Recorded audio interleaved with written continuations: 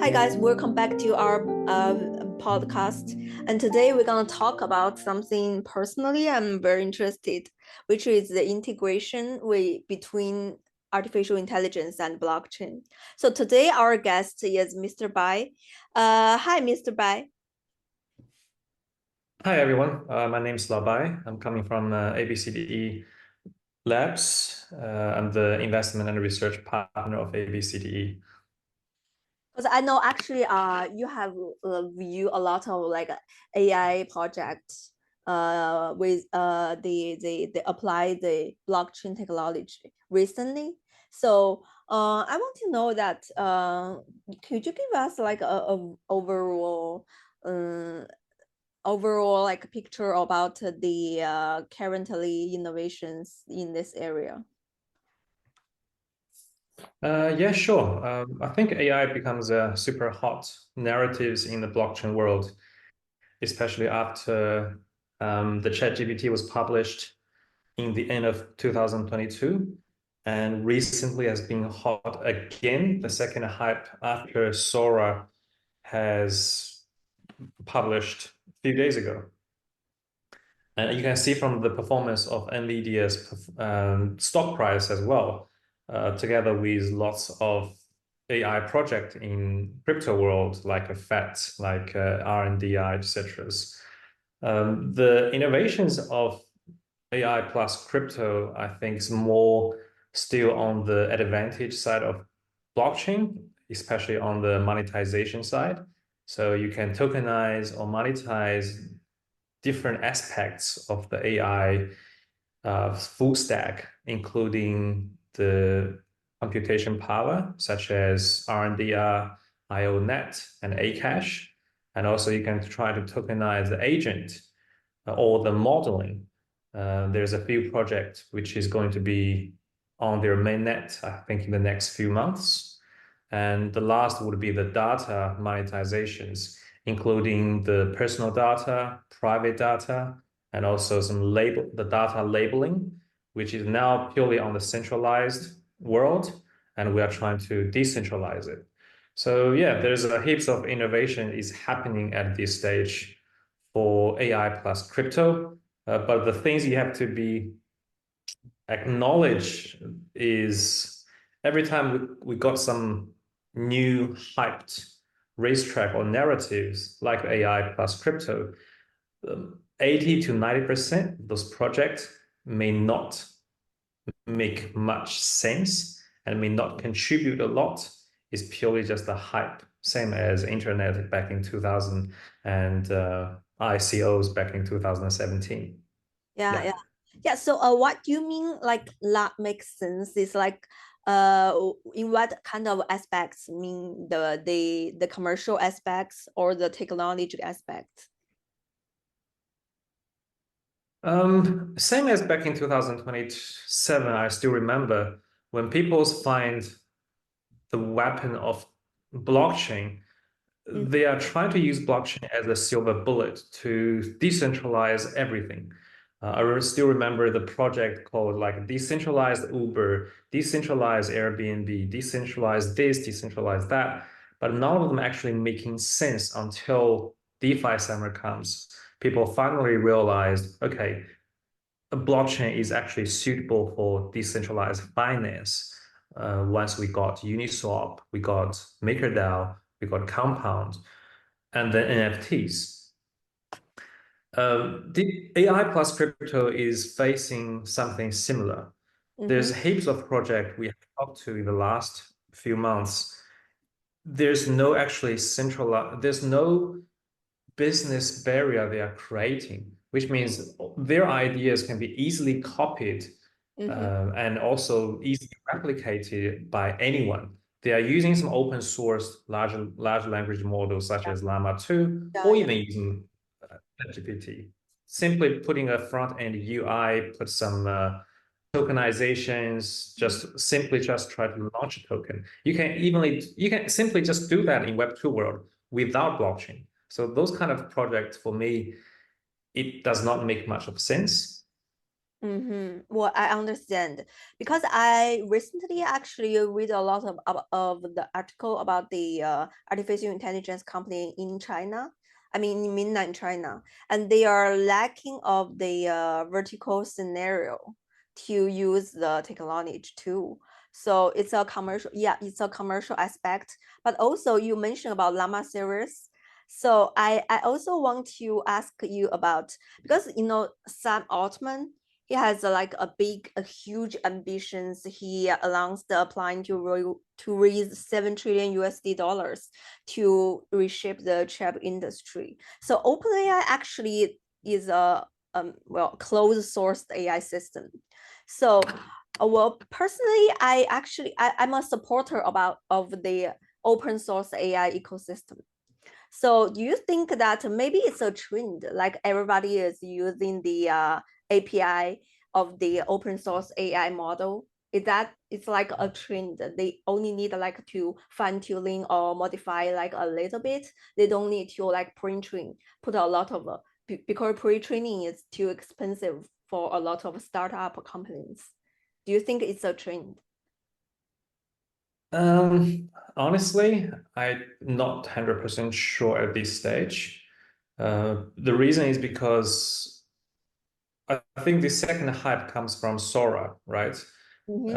ChatGPT was published a year and a half ago. Then we comes with some open source versions such as Llama and another competitors I can't remember, which is also founded by early staff in OpenAI.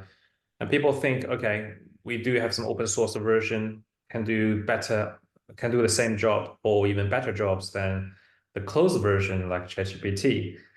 And then we got the Sora published maybe a week ago, and Mm-hmm. people realize, okay, there is still something that OpenAI is capable of doing, while none of those open source version can do. I think eventually it's more like it may end it up with something in the Web2 world, such as iOS and Android, and Microsoft Windows versus Linux. So both would have their market, and they both would have their advantages. No one of them, none of them can kill their opponent or counterparties. They will just coexist for a long time. Mm-hmm. And for the short term perspective, I think still OpenAI will win until you show me some examples that an open source model can do better than Sora. That's my perspective. But from the story and the narrative perspective, Mm-hmm. it's really increased the upper limit of the market cap for both Web2 and Web3 AI projects. Because $7 trillion is just unimaginable amount of money. I think it's just Even 1% of a that. concept. I don't believe he can. Maybe I don't know. I don't believe he can like actually raise so many monies too.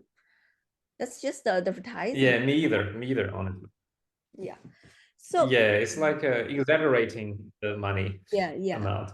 Yeah, but also, but still, it's quite dangerous for me. I think OpenAI is gonna become like the most dangerous company in the future if the open source AI system is not strong enough to go against the closed AI ecosystem. So let's talk about maybe a little bit about the AI democracy. How do you think about this idea? I mean, Um, do you AI democracy. yeah, yeah, or maybe I can put it in this way. So do you think when you like view all the projects, uh what kind of the benchmark or your criteria you use to evaluate them? I think the easiest way would be, can I do this without crypto? Or can I do this without Web3? Mm, If this can be done in Web2 world and people can get benefits from it, mm-hmm, why would I use crypto to do it instead of just launching a token and fundraising? I think that's the number one, maybe the most important criteria I would use to judge all the AI projects I talked to. So the necessity of the use of the blockchain technology. Well, I think that's what you are saying. So if Yeah, it has to utilize the advantage of blockchain. For Mhm. example, there's like the decentralized Uber. People can do very well using a centralized version of Uber. You can list a few advantages of decentralizing it. You are sacrificing lots of efficiencies, etc., and the network effects simply just to try to be making it try to make it more fair or more decentralized, more democracy, whatever involved. But that's not what really the consumer or the users need for a decentralized version of Uber. But Mhm. decentralized finance that really making sense. The DeFi is really making sense because the centralized bank cannot even do it in our way to transfer money and do AMM swap within a few seconds. You can swap your money to some other assets. That's something that a bank cannot do, and you can do it. So, and that's why I said some of the tokenization or monetization making sense, like RDR. You can use your GPUs to contribute your computation power to do the decentralized rendering because not a single entity or a company owns this amount of computation power or this amount of graphic card. You can find a way to aggregate them like BitTorrent did before Mhm. in Web2 world. So that kind of things making sense. There are still technical barriers, but that is something you can overcome later on. Yeah.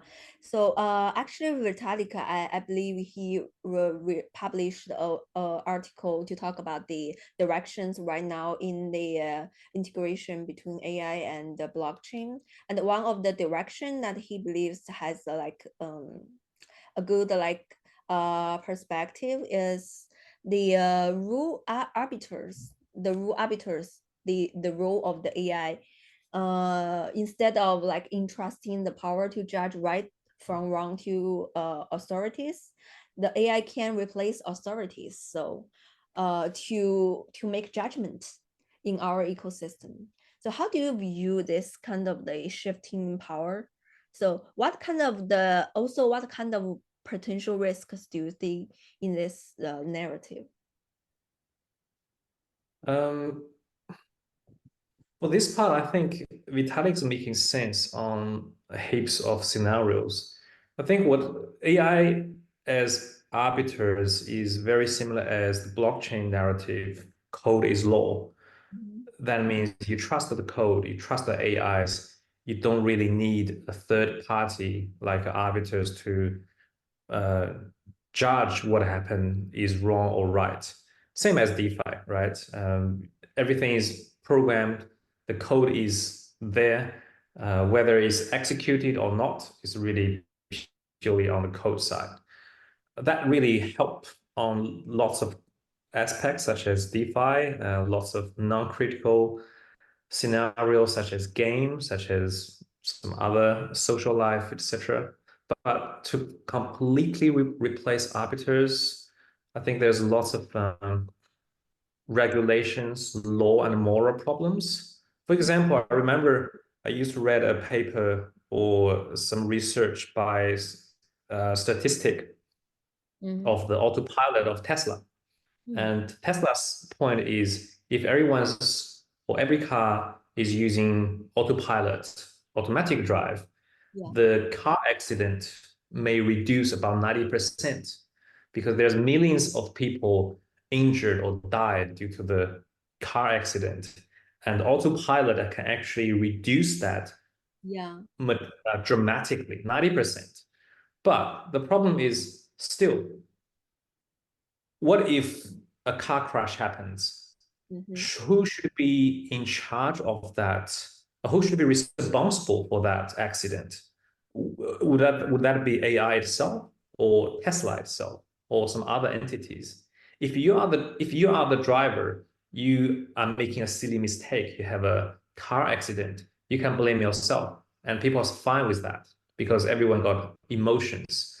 But if you just give your destiny to an AI, to a company, and you expect that it will never happen to you, and one day it happens, how do you feel about it? If you lost your life due to an accident or a little bug in the code of the AI code, whom should you blame? And that's going to create a very tough problem for the law and the government.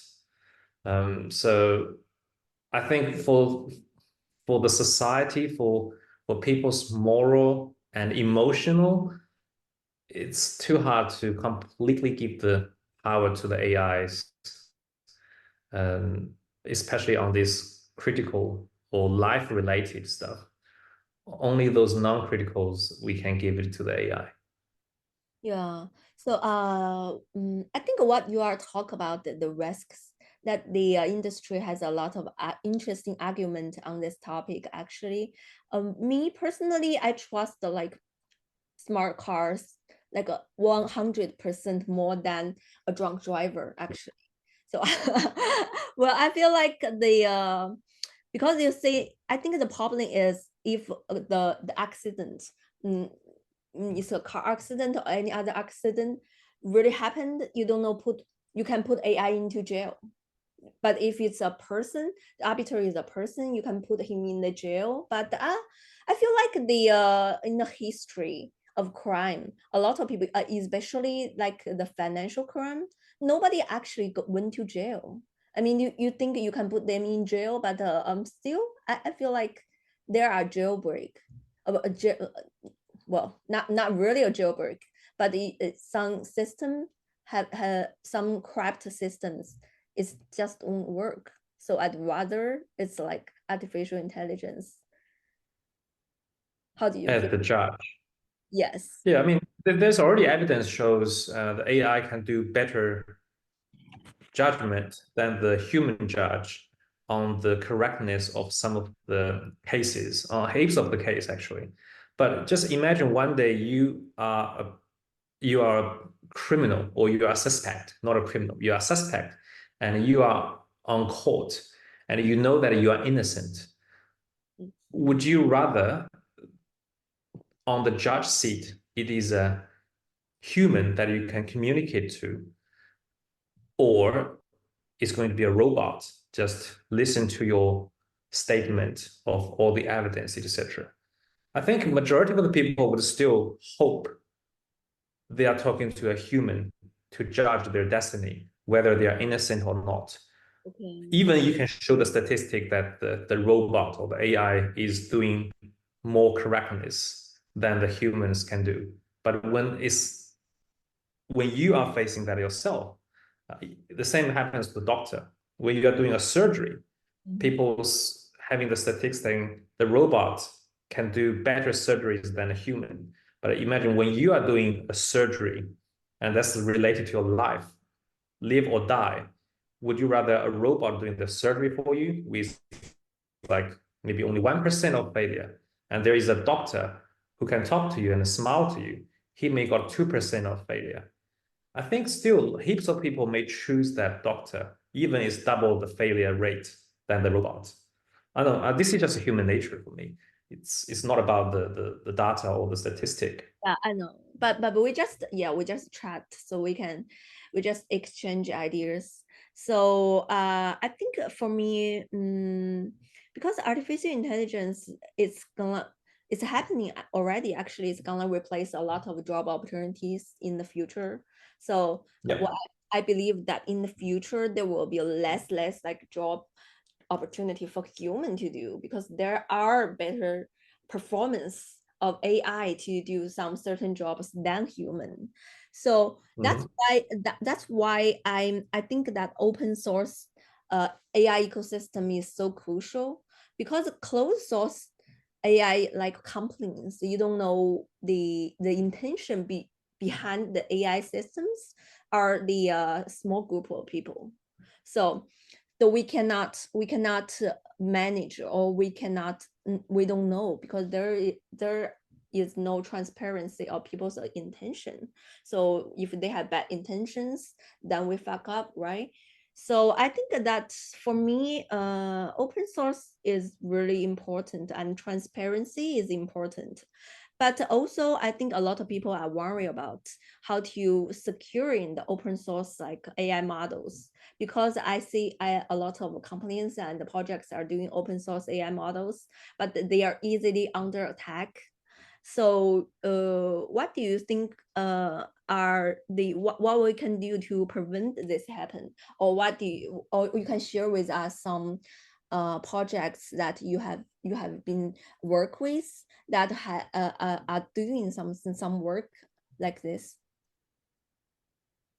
Yeah, there are certain projects working on these directions, um, like the most famous open sourced modeling project in Web2 world is Hugging Face. There's heaps of modeling uploading to the Hugging Face and lots of inference happening on the Hugging Face as well. There are projects doing things similar as decentralized version or Web3 version of Hugging Face.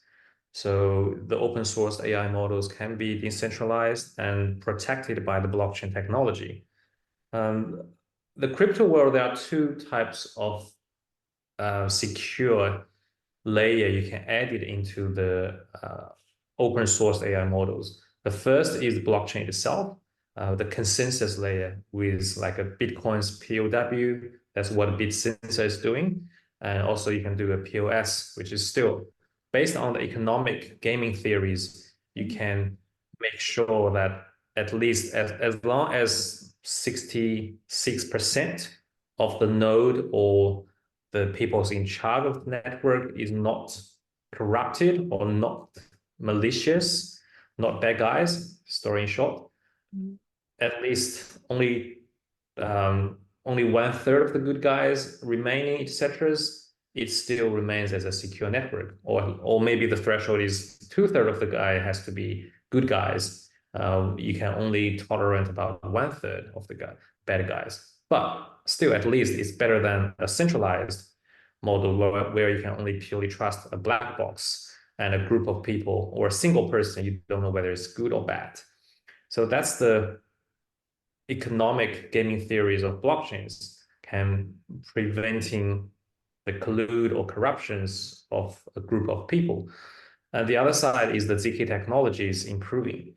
We have ZK nowadays not only happening on the rollups, we also have ZK-ML, which can verify the AI's modeling, either whether it's for the training, fine-tuning, or inference. We can use the ZK technology to prove that the inference of this AI model, the result is correct, is not modified, is not censorship by any entities or governance. So the ZK technology can also make sure the integrity and the correctness of the AI modeling. So that's the two secure layers the blockchain is adding to the decentralized AI models. So you mentioned about ZK technology. I know that a lot of companies are using this technology to do some privacy protecting. Could you share with us something about this direction? You mean the privacy of the Yeah, um, I don't think, honestly, I don't think privacy is, how to say, a super important things at this stage, but there are certain projects doing on these directions. Normally, it comes with ZKML projects. We have like Modulus Labs, Giza, EasyKLs. That's maybe the current top three ZKML projects. And there are some other projects collaborating with those ZKMLs with some technology called FHE, fully homomorphic encryptions, or MPC, the multi-party computations. to guarantee the privacy of the inference of those AI models. But in my personal opinions, this is a long-term goal for the blockchain or even for the AIs, because privacy is purely a political right stuff in our world. Zcash has already been ongoing for nearly 10 years. And as you can see, in the crypto world, pretty much none of the privacy related project has made a huge success. We got a Zcash, never made a huge success. We got a Tornado Cash, um, destroyed by the US government. We got a few other ones like Aztec, closed their zk.money. We've got a new star project called Nocturne. Nocturne, they have already pivoted of their version 1 from privacy to something else. So I don't know. I mean, privacy is definitely needed and always sounds political right. It's just at this stage, I don't think that's the number one priority for both crypto world and AI world. Yeah, but I feel like privacy is not it's not a choice. I think it has to be that important. Do you feel like because the industry, the crypto industry is highly financial, so that's why people are paying more attention to maybe the financial projects or the projects kind of like generating revenues? It is. I mean, but thinking privacy from another perspective, right? We are using PayPal, we are using WeChat, we are using Alipay every single day, and we buy things from Alibaba, Taobao, eBay's, Amazon's every single days. Were you really thinking about providing your purchase record from those centralized companies, from WeChat, from Tencent, from Alibaba? Would you rather, I mean, did you really care about those things if you're not buying something very or super unusual? I personally, I never cared about that privacy part. Yeah, but I do care about, but I don't think I have alternatives because I don't have other choice to like if I do have a choice like it's kind of using technology to protect my informations, I'm definitely gonna choose that. I mean, you do have a choice. Like before those Alipay and WeChat stuff, when majority of us shopping in the shopping centers or shopping malls, we have two options, right? First, you can use your credit card, all your purchase record, etc., would be kept on the companies or bank, and then the other option is more privacy. You can use cash. And you can see the WeChat, credit card, all these technologies replacing the cash because people are willing to give this kind of privacy as exchange for the convenience. You don't have to carry the wallet. You don't have to carry the cashes. So it's a trade-off, and majority of the people choose to use the convenience or speed or whatever to sacrifice the privacy.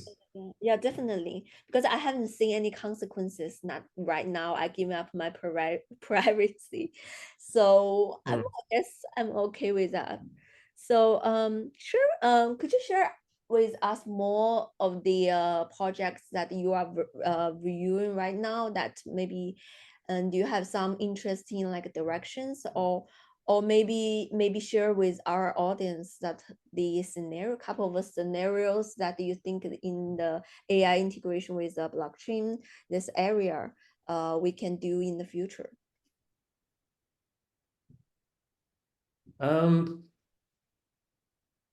For AI with crypto, we do have an in-house developer teams with 5 PhDs from AI.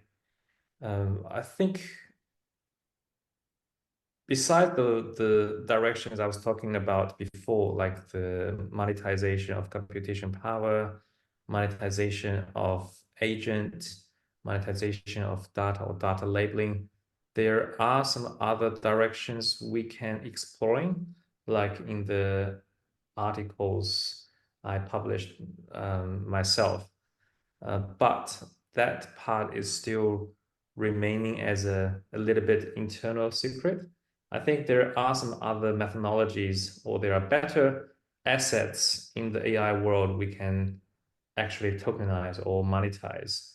And interestingly, that none of the startup teams has thought about it, has come with a solution of doing that. So our in-house team is actually testing it and doing development. And I think in maybe the next 3 to 5 months, we are going to publish some infra project, which is made by ABCD and which I personally think makes more sense on the monetization and utilize the advantage of blockchain compared to those agent or computation powers monetization. Yeah, let's wait and see. It needs to be testified by the market, not just by ourselves. Yeah, so it sounds like a really confidential project. It is, it So, is. so you cannot like share with us any like anything about it. Not at this stage.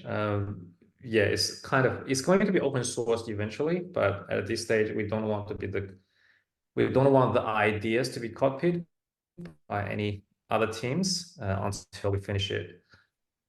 So, what do you think the major problems those days when this new project, new ventures comes to? What are their like main problems For the VCs or for the AI for for, projects? for the AI project? You view the AI projects as VC. Um, I think is like I wrote in the articles, there are a few teams knows very well on the AI side, but they don't really know the way to play in the crypto world because it's completely different from the Web 2 side, like the games. Some teams transformed from the Web 2 teams, from Tencent, from this famous gaming studios of Web 2, but they have not much expertise or knowledge of how Web 3 works. And there are the same happens on education background, on the AI, on those good universities, on Facebook, but they haven't really knows the crypto rules. And on the other side, there are some certain teams very crypto native, very good at tokenomic design, all this NFT, DeFi stuff, but they don't have much of background or really the deep dive into the AI technologies. So I think we are looking for the teams which can handle both sides very well, who have both co-founders deep in the AIs and plus the people who's dive very deep in the crypto world. A combination of those co-founders will forge a very good teams of the AIs. And those teams are very rare to see, I would say. Yeah, and well, I think whoever listens to our podcast, if you are one of the if you match the criteria that Mr. Bai just mentioned, just come to us and we will introduce you to him. So I think that's much sort of enough for today's podcast. So last questions. So do you think that this question might be a little bit like an ideologist? So do you think that in the Mhm. future, that combination, the AI and blockchain technology could assist in us in establishing a more like decentralized social structures? Do you think that is possible, or do you think that's not possible? I have two view on this. One is a bit more optimistic, one is a bit more pessimistic. On the optimistic side, AI is superpower for sure in the short or long term. And blockchain can be a cage or a boundary for that to Yeah. prevent something happens like a Scarnet, like a Terminator. Because in order to corrupt or hack a blockchain, it's much harder than to break a centralized firewall or some IT systems. It's not just about the technology. You have to break like 1/3 or even 2/3 of the nodes to get full control of the system. So that's the advantage of blockchain technology, the POW, POS, ZK, etc. But on the other side, a bit more pessimistic opinions, I think blockchain so far has already increased the gap between rich and poor. So the wealth actually comes, all the flows from the poor to the wealth to the richers, because the richers understand Bitcoin or crypto better than those people who doesn't know. Like the people who get involved with crypto back in 2013 and 2017, they all becomes millionaires now. And now people is trying to buy Bitcoins, which hundreds or thousand times higher than those people. And also in the book, like The Brief History of Humankind, A Brief History of Tomorrow by Yuval Harari, he's mentioning something about the Homo Deus, that all those technology, fancy technologies, such as blockchain, such as AI, it only gives the people's on the top 1% more power actually to control the society. So they becomes a homo deus, like the god. And that society made like a matrix, which the job of the majority would be replaced by the AI, and majority of the people becomes useless. So they are like the animals to be raised by the top 1% or 0.1%. That's my pessimistic opinions on that part. I'm not sure if blockchain can resolve that problems created by AI. Um, so that part is AI increase the gap, and blockchain also increase the gap between the rich and the poor. So the gap is bigger and bigger. That's the pessimistic part. Okay, I think that is such a huge narrative. Maybe we cannot like cover today, but I do think that people in this industry have to talk about it and discuss it in the long term because it's crucial for our society.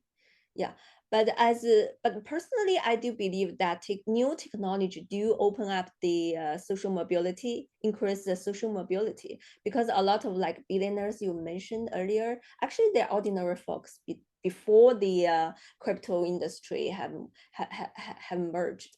So I think social mobility is crucial for sure. So then It is. that's enough for today, and thank you so much for joining us. And thank you guys for listening. And do you have any comments? Please leave it in the commentary section. So thank you and bye bye. Thank you. Bye.